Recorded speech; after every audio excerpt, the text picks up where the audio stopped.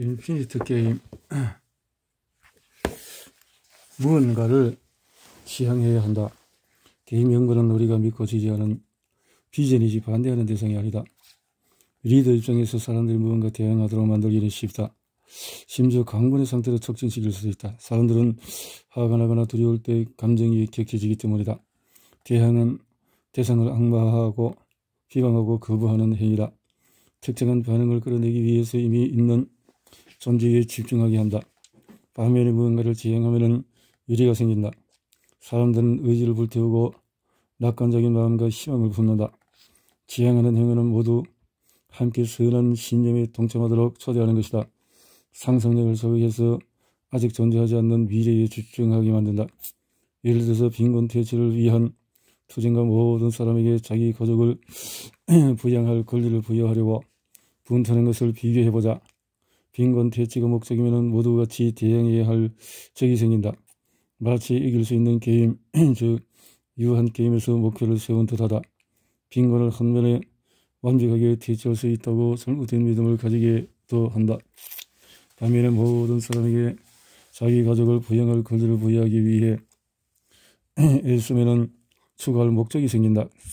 이 둘은 단지 의미만 다른 것이 아니라 이 관점의 차이는 이것을 문제로 볼지 비전으로 볼지는 연결되며 이에 따라서 어떤 마음으로 헌신할지도 정해진다.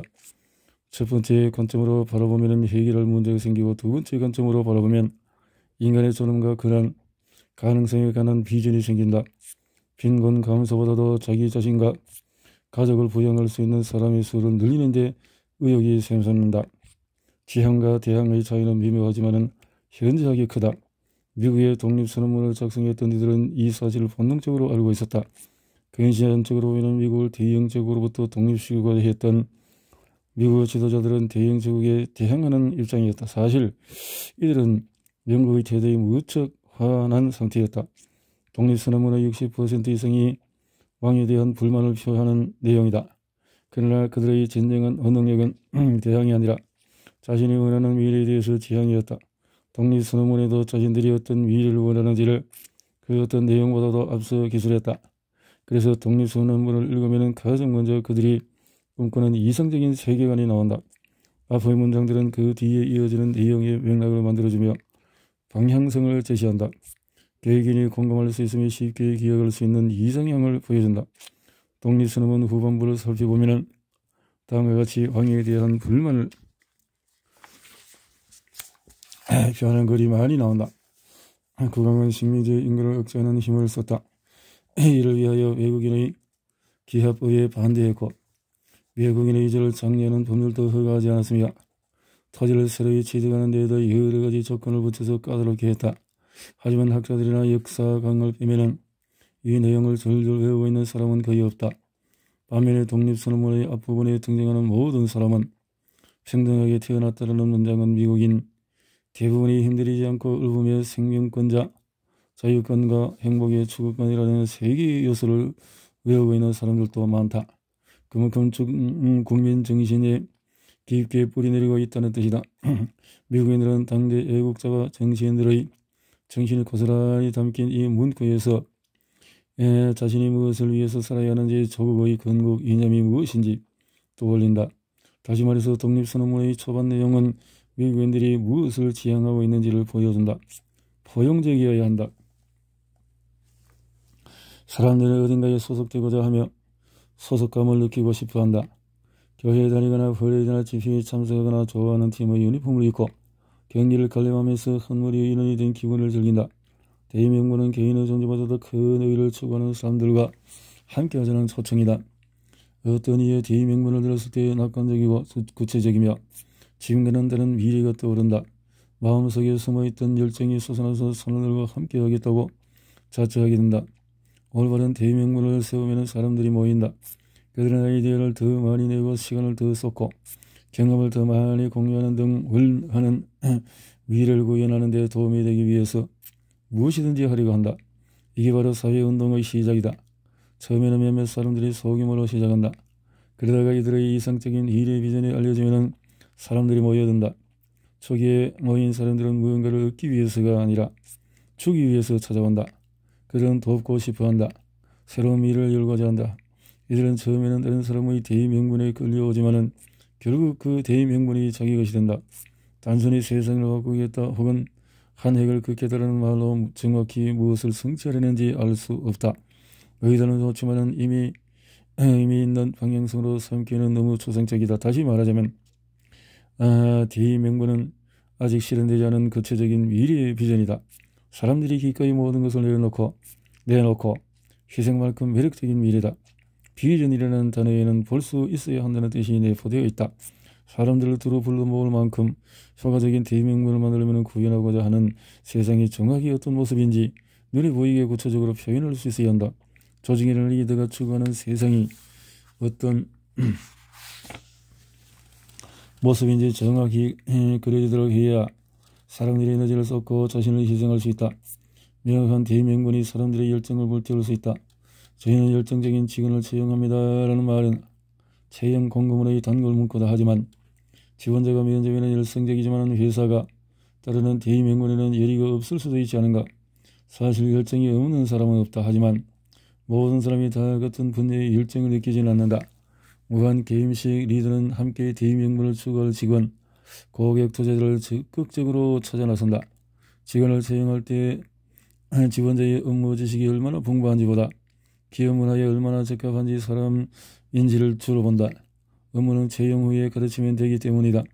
고객과 투자자를 유치할 때는 기업을 향한 애정과 충성심이 있는 사람들을 찾는다. 예를 들면 간편식 샐러드 체인점인 스위트 그린은 단지 샐러드를 판매하는 것 이상의 목적을 추구하며 사람들이 그 뜻을 함께하도록 장려한다. 그들의 미션은 다음과 같다. 리얼푸드를 제공하여서 더 건강한 커뮤니티를 만드는 데 앞장선다. 여기서 리얼푸드란 인근 지역 농장에서 생산된 재료로 지역 농가의 이익을 늘려주는 매체다. 그래서 스위트그린은 지역마다 메뉴가 다르다.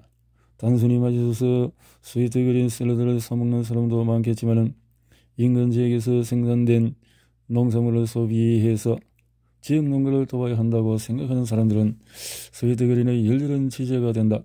그들은 스위트그린에 도움이 되기 위해서 굳이 애를 써서 스위트그린을 자주 이용하고 프리미엄 메뉴를 주문하는 등 희생을 감수한다.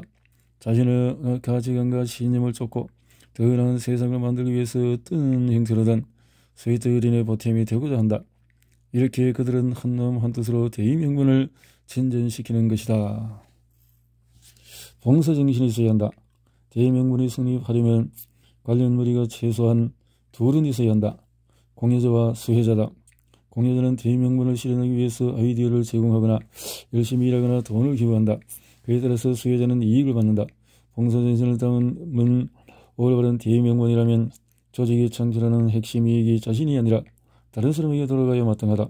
예를 들어서 상사가 나에게 커리어 조언을 해준다면 그 조언은 상사의 이익이 아니라 내 이익이 주가 되어야 한다. 같은 논리로 투자자라면 기업이 대의 명분을 실현할 수 있도록 돕는 것이 최우선 목표가 되어야 한다. 리더라면 시간과 노력을 쏟고 올바른 결정을 내려서 직원들에게 최대의 이익이 돌아가도록 해야 한다. 현장에서 일하는 직원이라면 우리 회사의 제품이나 서비스를 구매하는 소비자들이 최대의 수혜를 노리도록 노력해야 한다. 만약에 당사자가 하나뿐이라면, 그러니까 창출하는 이익이 모두 자신에게 돌아온다면 대의 명분이라고 할 수가 없다. 그냥 허영심 가득한 계획일 뿐이다. 스위트그린은 자신이 하는 일의 수혜자가 지역사회의 주민들이라고 말한다. 스위트그린 스스로를 위한 이익은 내세우지 않는다. 독립선언문을 작성한 사람들 역시 그들이 미국의 독립을 위해서 노력하여 이익을 얻는 주된 수혜자가 우리 지도자들이 아니라 우리 국민이라고 명확히 밝혔다. 만약에 미국의 독립을 이끌었던 지도자들이 수혜자를 본인들로 상정했다면 미국은 독재의 국가가 되었을지도 모른다. 마찬가지로 기업 이익의 주된 수혜자를 고객이 아니라 주주로 정한다면 어떤 일이 일어날지를 쉽게 알 수 있다. 여기서 핵심은 주된 수혜자라는 표현이다. 봉사정신은 단순 기부와는 다르다. 기부할 때 수혜자가 이익의 대부분 혹은 전부를 가져간다. 그리고 기부자는 다른 사람을 도왔다는 뿌듯한 마음만 얻는다. 하지만 비즈니스 기업이 이익을 창출할 때는 당연히 그 수익을 스스로 취할 수 있다. 기업은 열심히 일해서 실적을 달성한 만큼 보상과 인정을 요구할 수 있고 투자자들이 이윤을 얻도록 할 수도 있다. 그 이익이 회사나 직원, 고객의 희생으로 발생해서는 안 된다. 주주의 이득을 위해서 비용을 절감하는 명목으로 고객에게 조악한 제품을 제공하거나 직원들을 해고하면 안 된다는 뜻이다. 결국 주주 역시 기업 이익 창출에 기여하는 쪽이기 때문이다. 이것이 바로 서번트 리더십이다. 이런 리더가 아니라 구성원이 주된 이익을 취하도록 하는, 즉 이익을 아래로 내려보내는, 구성원이 주된 이익을 취하도록 하는 그 아래로 내려보내는 리더십을 의미한다. 반대로 봉사정신이 없는 조직 혹은 봉사정신을 구체적인 가치로 여기는 조직은 주된 이익의 리더 쪽으로 향해 올라간다. 그러면 투자자들의 가장 중요한 목표가 그 누구보다도 큰 이윤을 거두는 것이 된다. 리더는 자기가 가장 큰 이익을 가져갈 수 있는 방향으로 의사결정을 한다. 영업직원은 고객의 필요와 상관없이 성과급을 더 많이 벌 수 있는 일이라면 무엇이든 한다.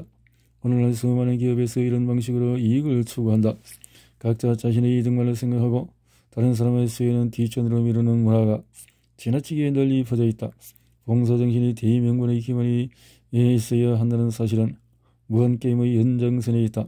무한게임 참여자는 다른 사람을 위해 게임이 계속 진행되기를 원한다. 무한게임 방식으로 기업을 이끄는 리더는 절대 자기가 받을 보상만 꾀하며 결정해서는 안 된다.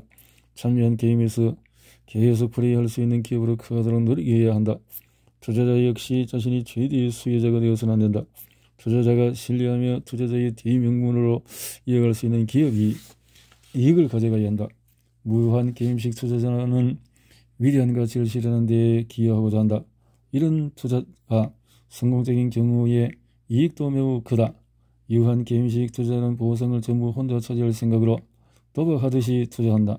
이 둘의 차이를 명확히 이해해야 한다. 무한 게임에서 봉사정신이 그토록 중요한 까닭은 충성도 때문이다. 봉사정신이 투자하는 기업에는 잘 될 때나 힘들 때나 늘 곁에 있는 충성도 높은 직원, 고객, 투자자가 있다. 그들 덕분에 기업은 돈으로 살 수 없는 힘을 얻을 수 있고 오랫동안 살아남을 수 있다. 충성심 강한 직원들은 리더가 진심으로 그들을 아낀다고 느낀다. 정말로 리더가 그들을 아끼기 때문이다. 직원들은 그 보답으로 회사를 위해서 최선의 아이디어를 내고 자유롭게 행동하면서 책임을 다하고 문제를 해결한다. 충성심 강한 고객은 회사가 고객의 바람과 필요를 충족시키기 위해 마음을 담아서 노력한다고 느낀다.